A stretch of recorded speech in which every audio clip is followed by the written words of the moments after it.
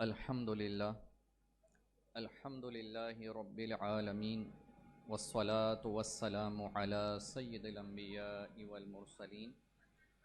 اما بعد فاعوذ باللہ من الشیطان الرجیم بسم اللہ الرحمن الرحیم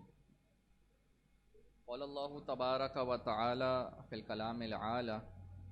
وحل اللہ البیع وحرم الربا وقال اللہ تبارک و تعالی فی شان حبیبہ الکریم ان اللہ وملائکتہ یصلون علی النبی یا ایہا الذین آمنوا صلوا علیہ وسلموا تسلیما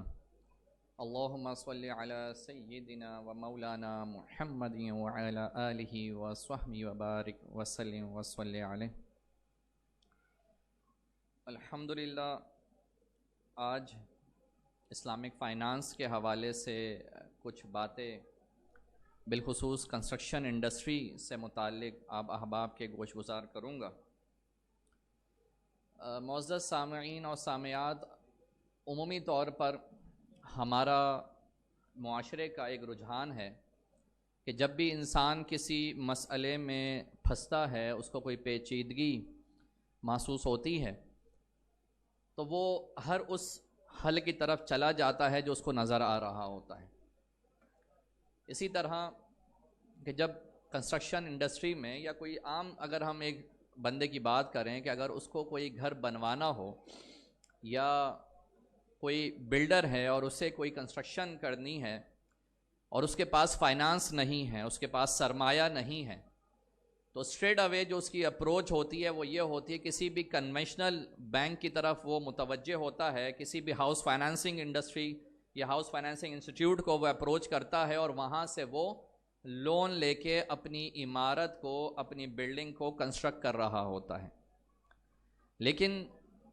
آپ جانتے ہیں کہ ہمارے ہاں جو کنونشنل نظام ہے یہ خالصتاً سود پر مبنی ہے، یہ ربا پر مبنی ہے، اور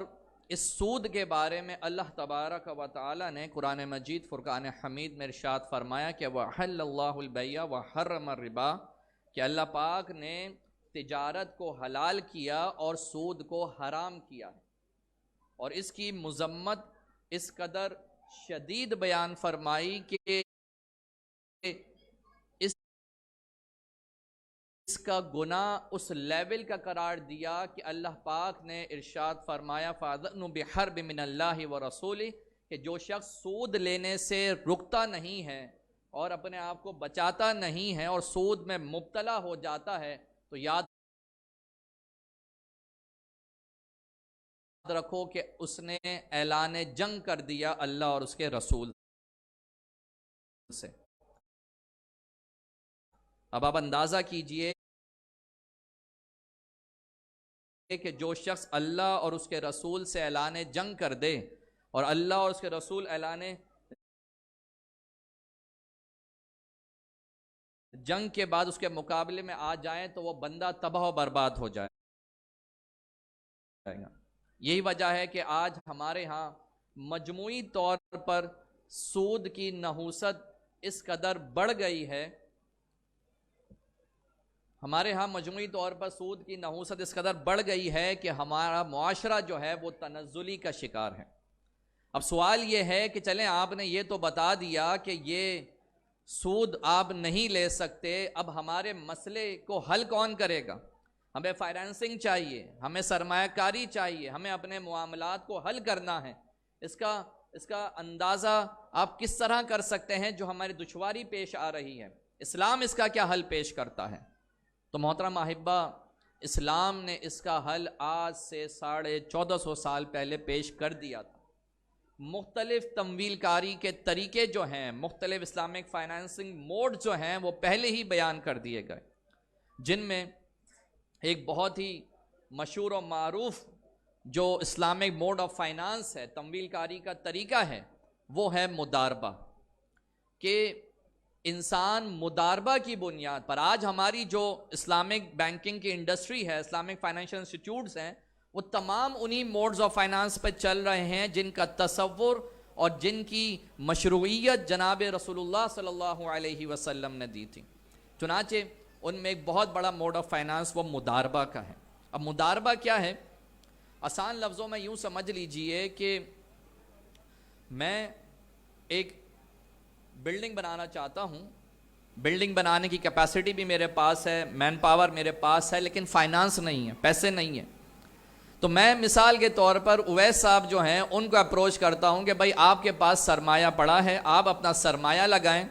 میں اپنی محنت کروں گا، اور پھر اس کو بنانے کے بعد جب ہم سیل کریں گے تو آپس میں جو بھی ہمارا میوچل انڈرسٹینڈنگ سے جو پروفٹ شیئرنگ ہوگی اس کو ہم شیئر کر لیں گے. یہ سمپل سا ایک میتھڈ ہے جسے ہم مداربہ میتھڈ کہتے ہیں. تو اگر ہم مداربے کی بنیاد پر ہم اپنی فائنانسنگ کریں گے تو ہمارے اس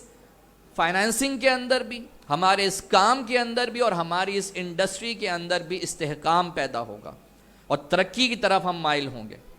اسی طرح اسلامک فائنانس کا ایک اور بہت بڑا موڈ، ایک اور بہت بڑا طریقہ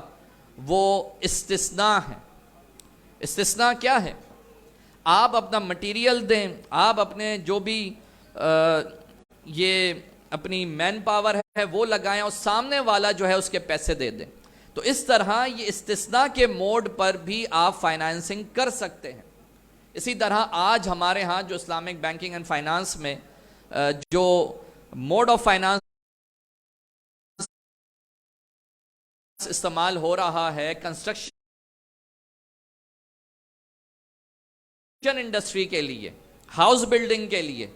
وہ استعمال ہو رہا ہے ڈمنشنگ مشارکہ، جسے عربی میں ہم کہتے ہیں شرکت المتناقصہ. اب یہ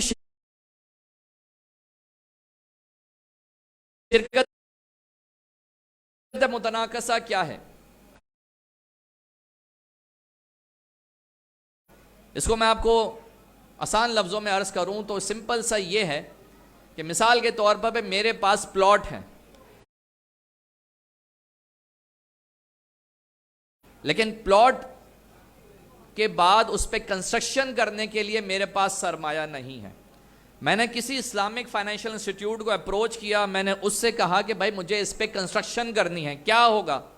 تو اگر آپ کنونشنل بینک کے پاس جائیں گے، سیدھا سیدھا بولے گا بھائی ہم اتنا لون آپ کو دیں گے اور اتنے سال بعد جو ہے آپ سے اتنے % اضافی انٹرسٹ چارج کریں گے. اور ہم نے پہلی بات بیان کر دی کہ یہ سراتر سود ہے جو کہ حرام اور ناجائز. تو اگر آپ اسلامک فائنینشیل انسٹیٹیوٹس کے پاس جاتے ہیں تو وہ آپ کو کہیں گے صحیح ہم آپ کو فائنانس کریں گے اور ہم آپ کے ساتھ شراکت داری، پارٹنرشپ کریں گے اس پلاٹ کے اوپر جو بننے والا گھر ہے اس میں. چنانچہ ہمارا ایک ایگریمنٹ سائن ہو جائے گا، ایک MOU سائن ہو جائے گا، اور اس کے بعد وہ پیسہ لگائے گا، اور یوں جب ایک پراپرٹی بن جائے گی تو جتنا پیسہ میں نے لگایا ہے، جتنی پراپرٹی میری تھی اتنے % شیئر میرے ہوں گے، اور جتنا انہوں نے اسلامک فائنینشیل انسٹیٹیوٹ نے پیسہ لگایا، انویسٹمنٹ کیا، اتنے % کے وہ پارٹنر ہو جائیں گے. تو یوں پارٹنرشپ کے بعد وہ مکان گریجولی میں ان سے یونٹس کی بنیاد پر خریدتا رہوں گا، پرچیز کرتا رہوں گا. تو یہ جو پروسیس ہے یہ کہلاتا ہے شرکت متناقصہ، اور اسلامک بینکس اسی پر آج عامل ہیں، اسی کو اپنی پالیسی اور اسی کو اپنی پروڈکٹ کے طور پر لانچ کیے ہوئے ہیں. تو اس طرح مختلف انداز میں ہم دائرۂ شریعت میں رہتے ہوئے اپنی فائنانسنگ کروا سکتے ہیں، کیونکہ شریعت میں ہی برکت ہے، شریعت میں ہی استحکام ہے، اور شریعت میں ہی کامیابی ہے. اگر اس سے ہٹ کر ہم کوئی راستہ دیکھیں گے تو اس میں ناکامی بھی ہوگی، اس میں رسوائی بھی ہوگی، اور اس میں استحکام بھی نہیں ہوگا.